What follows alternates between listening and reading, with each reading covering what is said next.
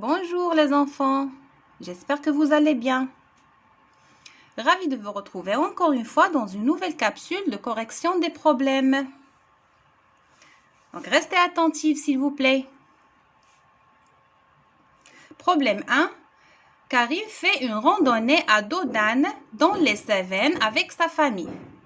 Ils partent pour 4 jours.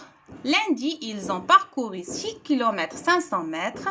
Mardi, ils ont effectué 4600 mètres. Mercredi, ils se reposent.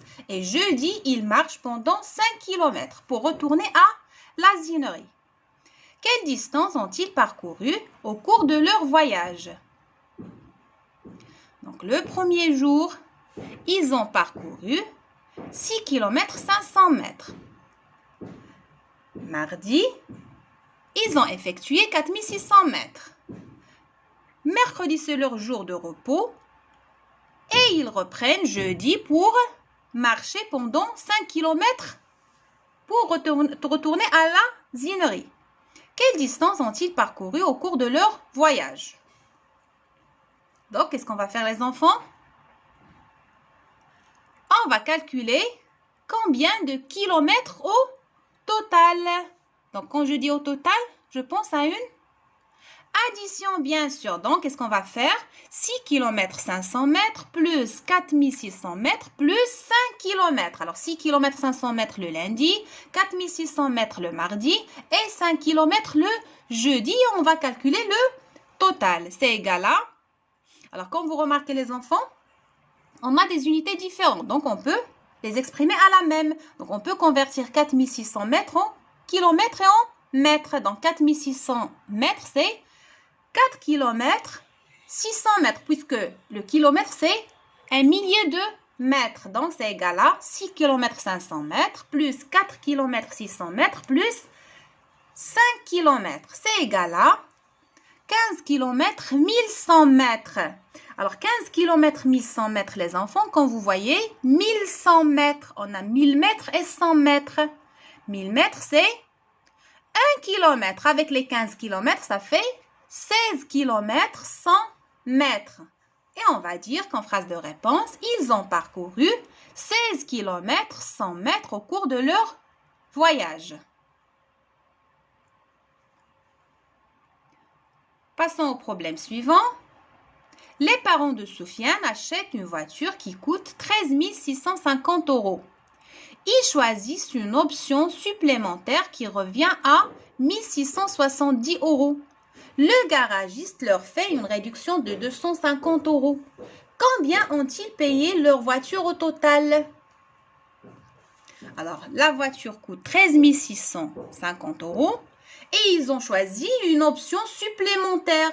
C'est-à-dire, ils ont ajouté une option qui coûte combien? 1670. Donc, on va faire 13 650 plus 1670 égale à 15 320. Le garagiste leur fait une réduction de 250. Une réduction, les enfants. C'est-à-dire, on va retrancher 250. Bien, donc c'est 15 320 des frais moins 250 de réduction. C'est égal à 15 070. Donc, combien ont-ils payé leur voiture? Ils ont payé 15 070 € au total. Passons au problème suivant. Le papa d'Aya a fait des courses. Il a 110 € dans son porte-monnaie. Il a acheté un rôti à 47 €, du saumon fumé à 32 € et un gâteau à 39 €. A-t-il assez d'argent? Combien lui reste-t-il ou bien combien lui manque-t-il? Cela dépend de la réponse à la question A. Donc d'abord, a-t-il assez d'argent? Pour savoir est-ce qu'il a assez d'argent ou non, qu'est-ce qu'on doit faire? On doit calculer ses achats. Alors les achats, il a acheté un rôti à 47 €, donc on a 47, et un saumon fumé à 32 € plus 32 et un gâteau à 39 plus 39. C'est c'est égal à 118. Donc, les achats coûtent 118 €. Et lui, il a combien les enfants? Il n'a que 110 €. Donc, est-ce qu'il a assez d'argent? Non, bien sûr, il n'a pas assez d'argent. Pourquoi? Parce que 118 est plus grand que 110. Donc, qu'est-ce qu'on va dire? Combien lui reste-t-il ou bien combien lui manque-t-il? On dit combien lui manque-t-il. Donc, qu'est-ce qu'on va faire? 118 moins 110, c'est égal à 8 €. Et on dit, il lui manque 8 €.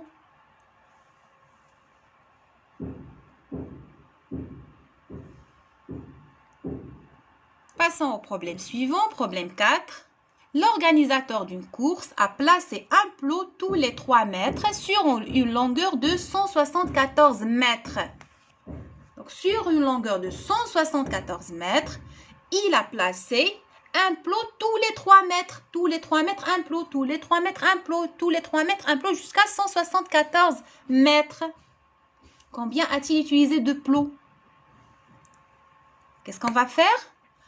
On va partager 174 en 3.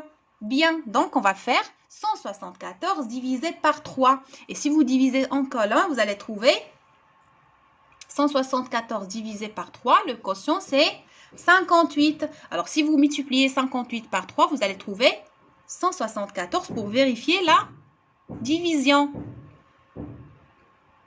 Alors, combien a-t-il utilisé de plots? On dit, il a utilisé 58 plots. Bien. Passons au problème suivant, problème 5. Un camion citerne contient 395,5 hectolitres d'essence. Il livre 125,6 hectolitres à une première station-service et 105,7 hectolitres à une deuxième station. Quelle quantité d'essence en litres lui reste-t-il à livrer encore? Alors, quelle quantité d'essence lui reste-t-il à livrer? Pour savoir, il faut d'abord calculer combien d'essence il a livré aux 2 stations-service.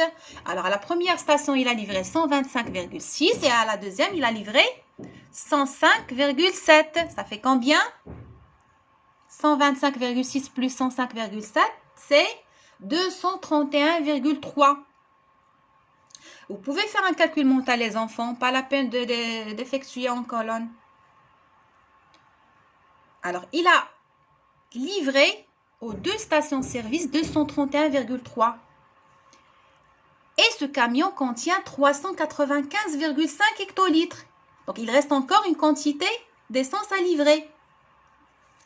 Qu'est-ce qu'on va faire pour savoir? 395,5 moins 231,3, c'est égal à 164,2.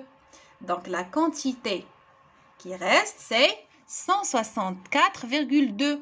Donc, quelle quantité d'essence en litres lui reste-t-il à livrer? On dit il lui reste 164,2 hectolitres d'essence à livrer. Mais la question, les enfants, quelle quantité d'essence en litres? La réponse, on a trouvé la réponse en hectolitres. Donc, pour la convertir en litres, qu'est-ce qu'on va faire? Alors, si vous imaginez, les enfants, le tableau de conversion des capacités, le hectolitre, c'est combien de litres? 1 hectolitre. Bien, c'est 100 litres. Donc, le hectolitre, c'est une centaine de litres. Ça veut dire on doit multiplier par 100. Donc, 164,2 hectolitres. Pour la convertir en litres, on multiplie par 100. Donc, c'est 164,2 hectolitres fois égale à 164,2 fois 100 égale à... Alors, lorsqu'on multiplie un nombre décimal par 100, on décale la virgule vers la gauche ou vers la droite, les enfants? Bien sûr, vers la droite. De combien de chiffres? Puisque c'est 100 de 2 chiffres. Donc, c'est égal à 16 420 litres. Et on dit, il lui reste 16 420 litres d'essence à livrer. J'espère que vous avez tout juste, les enfants. Passons au problème suivant. Un circuit touristique propose de faire le tour d'une île pendant 3 jours. Le premier jour, la promenade fait 62,35 km. Le deuxième jour, il parcourt 46,65 km. Le troisième jour, il parcourt 51,87 km. Combien de kilomètres mesure le circuit? Alors, combien de kilomètres mesure tout le circuit? C'est-à-dire le tout, le total.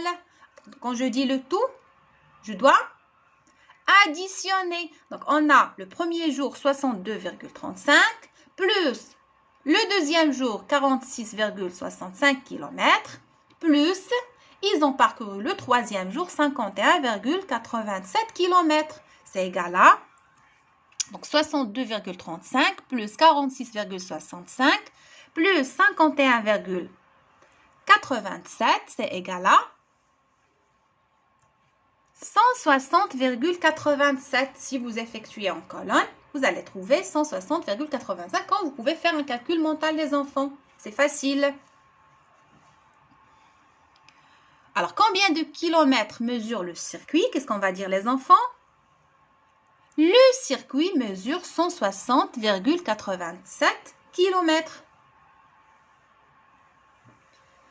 Alors, j'espère que vous avez tout juste les enfants et que vous avez bien compris les problèmes.